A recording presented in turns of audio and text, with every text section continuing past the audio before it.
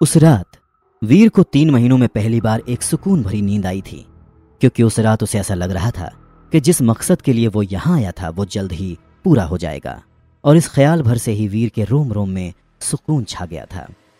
अभी एक दिन पहले तक तो वो बहुत ही हताश और निराश महसूस कर रहा था।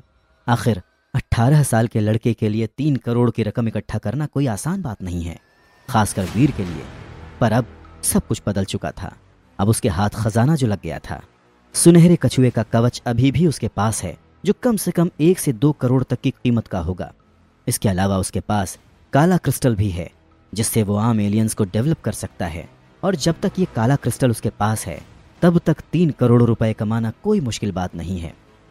हरी बिल्ली की लाश को जमीन पर पड़ा देखकर वीर कुछ देर तक सोचता है और फिर उसकी एनर्जी खुद हासिल करने के बजाय उसे एक शीशी में बंद करके सावधानी से अपने बैग में रख लेता है।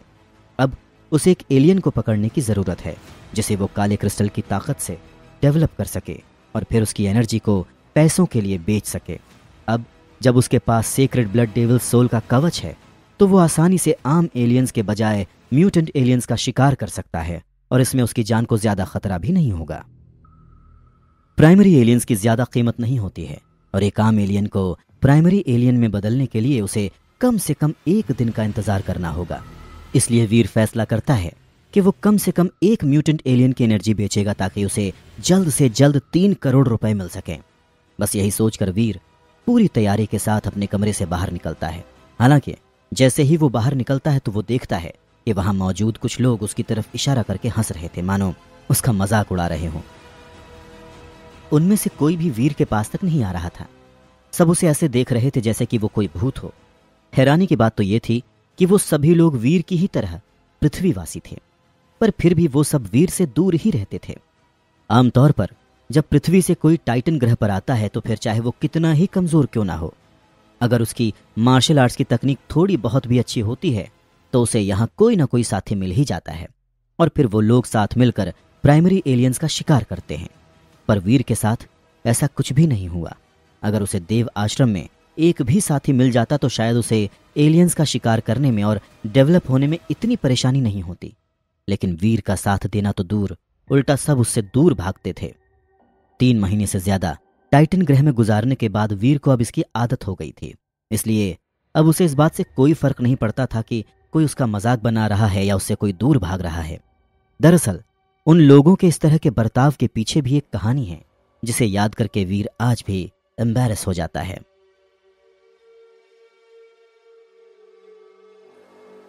3 महीने पहले जब वो पहली बार देव आश्रम आया था तब उसकी नजर एक बड़ी सी सफेद लोमड़ी पर पड़ी थी। पहले तो वीर उस लोमड़ी को देखकर काफी हैरान हुआ था, क्योंकि उस लोमड़ी की कद काठी पृथ्वी ग्रह की लोमड़ी से काफी अलग थी।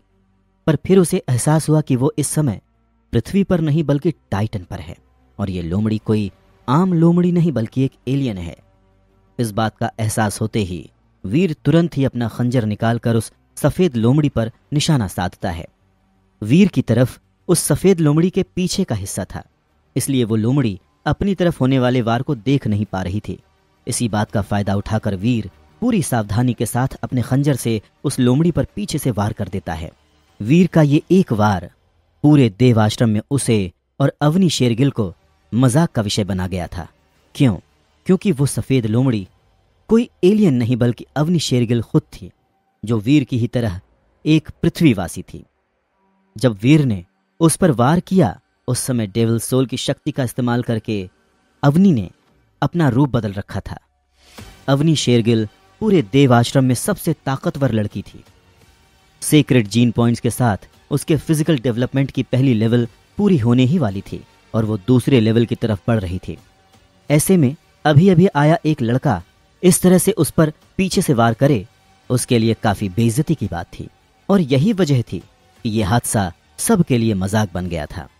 हालांकि किसी की इतनी हिम्मत नहीं थी कि वो अवनी के सामने इस बात का मजाक बनाए, लेकिन पीठ पीछे सभी इस बात पर हंसते थे और तभी से देव आश्रम में वीर सन के नाम से फेमस हो गया।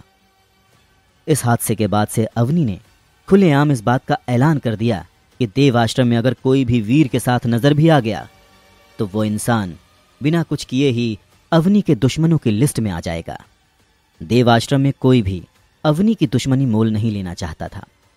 आखिर पानी में रहकर मगर से बैर कौन रखता है, और एक पल के लिए अगर कोई अवनी शेरगिल से दुश्मनी मोल लेना चाहे भी, तो भी वीर रहेजा जैसे कमजोर इंसान के लिए ये कोई क्यों करना चाहेगा। बस यही वजह थी कि देव आश्रम में सभी वीर से अपनी दूरी बनाए रखते थे। जैसे वीर के लिए टाइटन ग्रह पर पहले से ही कम मुसीबतें थीं कि सोने पर सुहागा करने के लिए वो अवनी शेरगिल की ब्लैकलिस्ट में भी आ गया। पर वीर इसके लिए अवनी को गलत नहीं ठहरा सकता, क्योंकि गलती खुद वीर की ही थी। वो पहली बार सिर्फ अपने शहर से ही नहीं बल्कि पूरी पृथ्वी से ही दूर किसी दूसरे ग्रह पर आया था और काफी ज्यादा नर्वस था। साथ ही साथ उसने कभी भी ना तो ऐसे अजीब से जानवर देखे थे और ना ही किसी को ऐसे रूप बदलते देखा था। हाँ, अपनी माँ के साथ वो एक सीरियल देखता था जिसमें लड़की अपना रूप बदलकर नागिन बन जाती थी, पर असल जिंदगी में उसने ऐसा कभी नहीं देखा था। कम से कम इच्छाधारी लोमड़ी तो नहीं देखी थी, किसी फिल्म या सीरियल में भी नहीं। तो ऐसे में उससे इस तरह की गलती होना लाजमी था। पर फिर भी वो अवनी शेरगिल को कोई दोष नहीं देना चाहता था। यही क्या कम है कि उसकी इस गलती पर अवनी ने गुस्से में उसे जान से मारा नहीं, वरना 18 साल की कम उम्र में ही उसकी फोटो पर हार अच्छा नहीं लगता। देवाश्रम में टेलीपोर्ट होकर आने में एक ही बात सबसे अच्छी है, और वो ये कि यहाँ पर मौजूद लोग किसी सीक्वेंस में नहीं चुने जाते। इसलिए यहाँ पर वीर की जान पहचान का कोई भी नहीं है, और तभी किसी को भी वीर का असली नाम भी नहीं पता। ये भी एक वजह है कि सभी लोग वीर को सन के नाम से ही जानते हैं। उन लोगों की बातों पर ध्यान दिए बगैर वीर बिना किसी से कुछ कहे अपनी मंजिल की ओर निकल पड़ता है। आमतौर पर प्राइमरी एलियंस देव आश्रम से कुछ 10-12 किलोमीटर की दूरी पर पाए जाते हैं। इससे पहले वीर ने उस इलाके में जाने की कभी हिम्मत नहीं की, क्योंकि वो इस लायक नहीं था कि प्राइमरी एलियंस का सामना कर सके। पर अब उसके पास उसका कवच है, इसलिए वो आसानी से प्राइमरी एलियंस का शिकार कर सकता है। पिछली बार तो एक तांबे के दांत वाले गैंडे का शिकार करने की कोशिश में बुरी तरह से घायल हो गया था, और दुख की बात तो ये थी कि वो एलियन प्राइमरी एलियंस की कैटेगरी में सबसे कमजोर एलियन था। पर फिर भी उसने वीर को बुरी तरह से घायल कर दिया था। पर अब वीर आसानी से उस तांबे के दांत वाले गैंडे को मार सकता था। पर फिर भी इस समय वीर उस तांबे के दांत वाले गैंडे का शिकार करने के बजाय फुर्तीले टिड्डे का शिकार करने का फैसला करता है। हालांकि प्राइमरी एलियन के तौर पर फुर्तीले टिड्डों का शिकार बहुत ही नाजुक होता है, और अगर उनकी कमजोर जगह पर वार किया जाए तो उन्हें एक आम खंजर से ही आसानी से मारा जा सकता है। लेकिन दिक्कत यह है कि फुर्तीले टिड्डे इतने तेज होते हैं कि आम आदमी के लिए उनकी स्पीड का मुकाबला कर पाना आसान नहीं होता, और उनके आरी जैसे तेज पैर आसानी से एक इंसान की हड्डी पसली एक कर सकते हैं। एक बार ये फुर्तीले टिड्डे अगर किसी इंसान पर वार कर दें तो वो भले ही मरे या ना मरे, लेकिन अपाहिज जरूर हो जाता है। बस इसीलिए बहुत ही कम लोग इन फुर्तीले टिड्डों के शिकार के लिए निकलते हैं। लेकिन वीर के लिए इन फुर्तीले टिड्डों का शिकार करना सबसे बेस्ट ऑप्शन था। चाहे ये कितने ही फुर्तीले और ताकतवर क्यों ना हो, लेकिन अंत में हैं तो प्राइमरी एलियंस ही। चाहे ये फुर्तीले टिड्डे किसी भी तरह से वार करें, लेकिन वीर के सुनहरे कवच को नुकसान नहीं पहुंचा सकते, और वीर आसानी से उन्हें मार सकता है। और सबसे जरूरी बात, इन फुर्तीले टिड्डों के हाथ पांव और पंख कट जाने के बाद भी ये जिंदा रहते हैं। बस इसके बाद ये किसी पर वार नहीं कर पाते।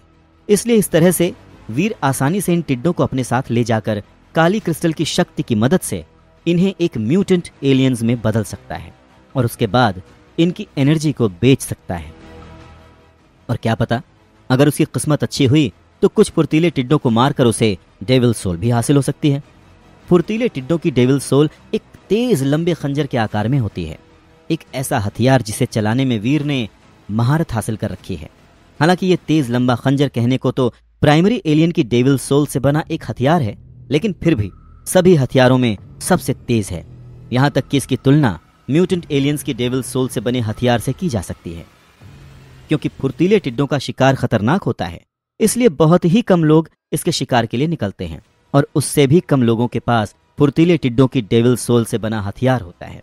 इसीलिए यह बहुत ही रेयर हथियार है, और अगर इसे बेचा जाए तो इसकी कीमत 2 करोड़ से भी ज्यादा की होगी।